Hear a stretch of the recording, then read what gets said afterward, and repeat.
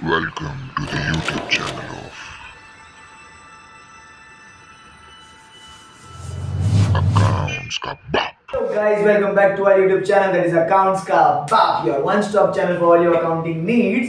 अब हम आज जो सम करने वाले हो वेरी इंपॉर्टेंट सम है, उसका क्वेश्चन और सोल्यूशन दोनों अवेलेबल है टेक्स्ट बुक के अंदर, बट स्टिल शायद डिफिकल्टी होती है कुछ बच्चों का, वो रिक्वेस्ट की वजह से मैंने ये सम भी एक्सप्लेन करने की कोशिश की है।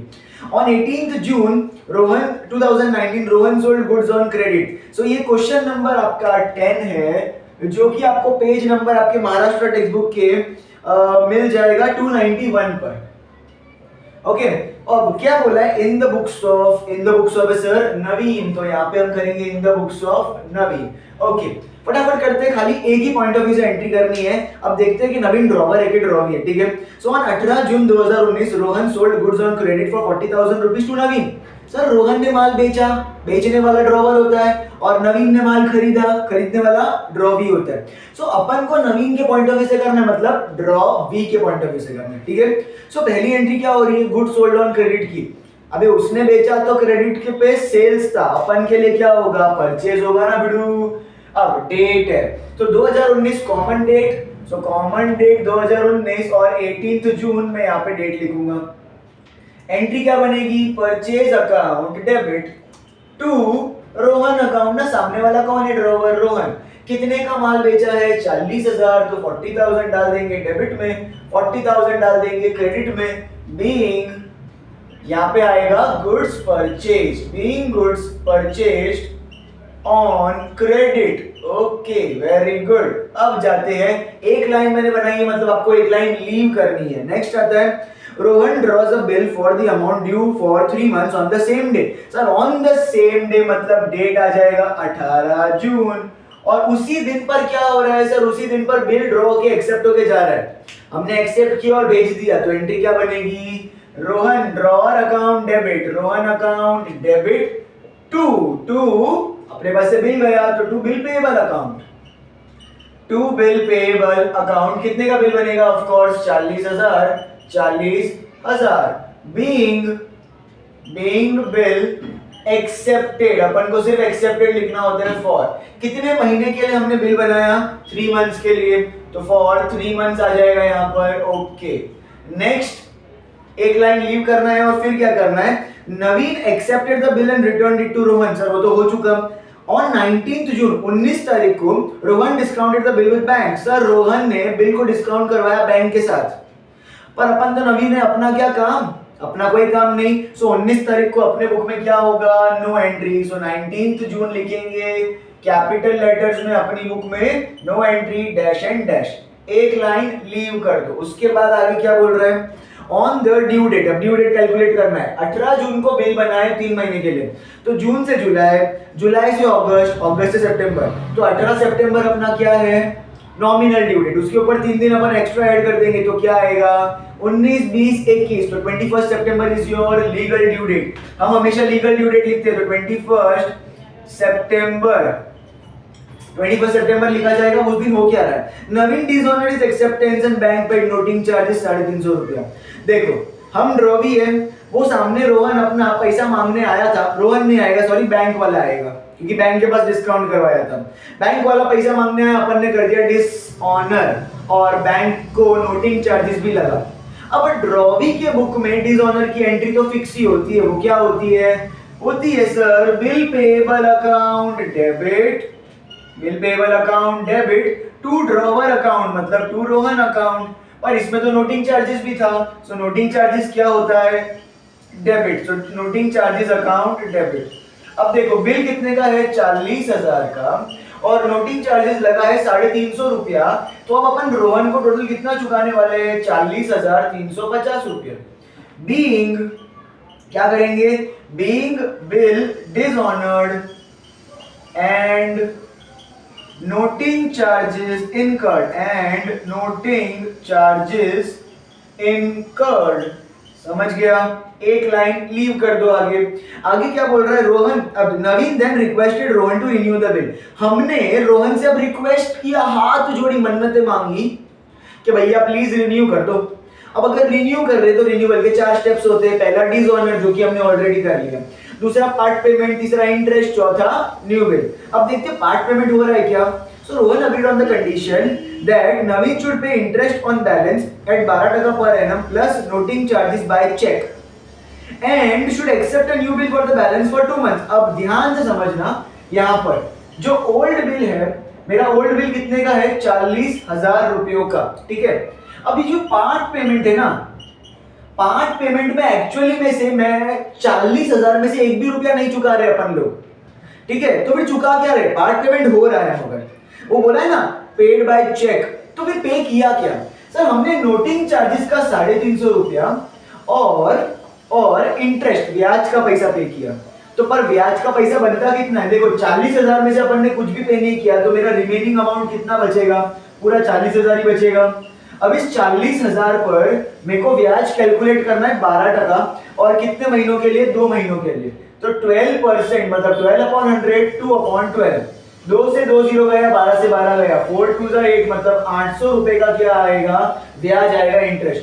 तो मैं नोटिंग चार्जेस का 350 रुपया और 800 रुपया इंटरेस्ट का मिला के 1150 रुपया चुका रहा हूं as part payment. So part payment मैंने इस बार ब्याज और नोटिंग चार्जेस चुकाया है, 40,000 जो बिल का अमाउंट है उसमें से 1 भी रुपया चुकाया नहीं है। तो मेरा नया बिल कितने का बन जाएगा सर, मेरा नया बिल पूरा 40,000 का बन जाएगा। अंडरस्टूड। सो अब मेरी इसकी एंट्री आती है पार्ट पेमेंट की। तो सर पार्ट पेमेंट की एंट्री के लिए कोई डेट बोली है क्या, नहीं, तो वही प्रीसीडिंग डेट लेंगे हम। डेट है 21 सितंबर। 21 सितंबर को पार्ट पेमेंट बाय चेक बोला है सर। चेक बोला है मतलब क्या होगा, हमारे पास से पैसा गया, so Rohan account debit to bank account लिखेंगे कि चेक से पैसा दिया। और पार्ट पेमेंट कितने का है, 1150 का। सो 1150 का पार्ट पेमेंट हो जाएगा।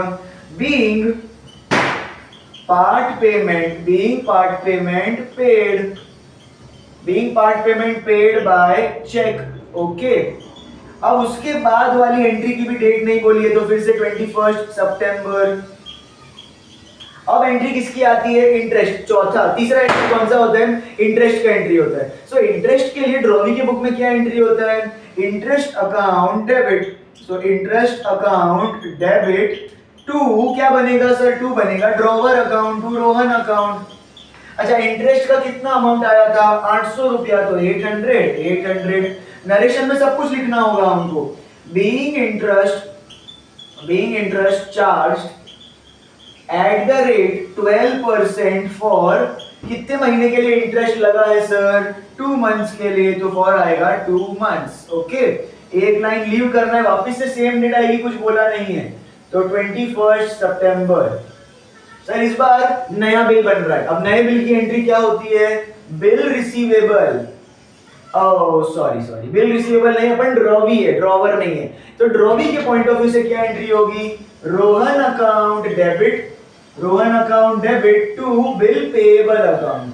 Rohan account debit to bill payable account. कितना अमाउंट का नया बिल बन रहा है, 40,000 का ही नया बिल बन जाएगा, ओके। सो बीइंग नया बिल बन रहा है, तो यहाँ पे ये न्यू वर्ड ऐड करना जरूरी। Being new bill drawn and accepted, अच्छा एक और चीज, हम ड्रॉवी है सर, ड्रॉवी के अंदर ड्रॉन नहीं आता, सीधा एक्सेप्टेड आता है। Being new bill accepted for 2 months था ना, तो फॉर 2 मंथ्स, डन, ओके। अब उसके आगे क्या बोल रहा है, these arrangements were carried through but before the due date. Sir before the due date बोला हो, फिर भी आपको क्या लेना है, ड्यू डेट ही लेना है। तो मेरा बिल बन रहा है नया वाला 21 सितंबर को, कितने मंथ्स के लिए, 2 मंथ्स के लिए। तो सितंबर से अक्टूबर, अक्टूबर से नवंबर। मैं नवंबर पहुंच गया, कौन सी नवंबर, 21 नवंबर, उस पे 3 दिन, 22, 23, 24, मतलब 24th November is your due date. So यहाँ पे मैं क्या लिखूंगा, 24th नवंबर। अब इस दिन हो क्या रहा है सर, इस दिन आपको बोल रहा है नवीन वॉज डिक्लेयर्ड इंसॉल्वेंट। मैं फिर से पैसा चुका नहीं पाया रोहन को और मुझे इंसॉल्वेंट डिक्लेयर कर दिया गया, मेरे को इंसॉल्वेंट डिक्लेयर कर दिया। ये वर्किंग नोट को मैं हटा रहा हूं। आगे जाते, अब इंसॉल्वेंट वर्ड जैसे ही आ जाए, मतलब आपको 2 स्टेप्स करने हैं। पहला स्टेप होता है डिसऑनर, दूसरा स्टेप होता है इंसॉल्वेंसी का एंट्री। तो फटाफट डिसऑनर का एंट्री करते हैं। सर डिसऑनर का ड्रॉवी के बुक में क्या एंट्री होता है, bill payable account debit bill payable account debit to Rohan account. तो बिल, अब देखो डिसऑनर की एंट्री अगर ड्रॉवी के बुक में नहीं आ रही हो ना तो क्या करने का, ये बिल बना ना उसकी एंट्री देखोगे तो क्या है, रोहन टू बिल पेएबल। तो जब डिसऑनर होता है तो इसका उल्टा करने का, bill payable to Rohan account. ठीक है, कितने का, 40,000 का डिसऑनर कर दिया। बीइंग न्यू बिल, नया बिल था ना इसके लिए न्यू लिखना जरूरी। Being new bill dishonoured, being new bill dishonoured, एक लाइन ली। अब क्या बोल रहा है कि sir Rohan received 60 paise in rupee as first and final dividend from the private estate of Naveen on 23 December 2019। अब नेक्स्ट डेट है ना 23 दिसंबर बोला है उन्होंने, तो मैं लूंगा 23 दिसंबर। अब इस दिन क्या बोल रहा है कि रोहन रिसीव्ड 60 पैसे इन रुपी।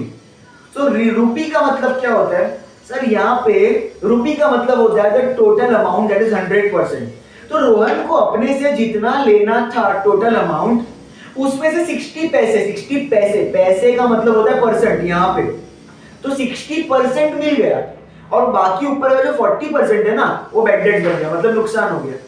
सो नवीन के पॉइंट ऑफ व्यू से क्या होगा सर, 40,000 टोटल अमाउंट हमको चुकाना था, उसमें से 60 पैसे मतलब 60% चुका दिया, 40% हमारे पास पैसा नहीं था। तो अब उसकी एंट्री क्या होती है, Rohan account debit, drawer account debit to cash और बैंक अकाउंट। अच्छा, मुझे रोहन को टोटल कितना चुकाना था, 40,000। 40 का 60%, 6 4 जा क्या होता है 24, मतलब 24,000 रुपया चुका दिया मैंने। तो बाकी के पैसे जो 40% पैसे बचे वो कितने होते हैं, 4 4 जा 16, मतलब 16,000 रुपया बचा।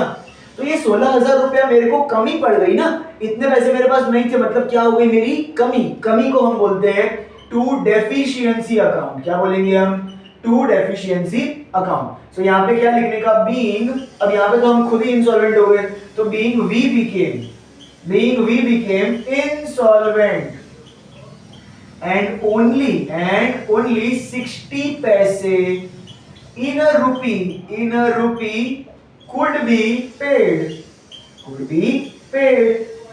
लास्ट में अब इसको टोटल करके खत्म करेंगे। टोटल कितना होगा, 444, मतलब 4 3 जा 12, 120, और यहाँ पे वापिस से 120, तो 240 हो गया। 240, अब ऊपर का ये 240 साइड में रखते हैं। 1000, 300, 400, 500, 500 प्लस 800 होता है 1300, 2300। तो 240 to 300 is your total amount.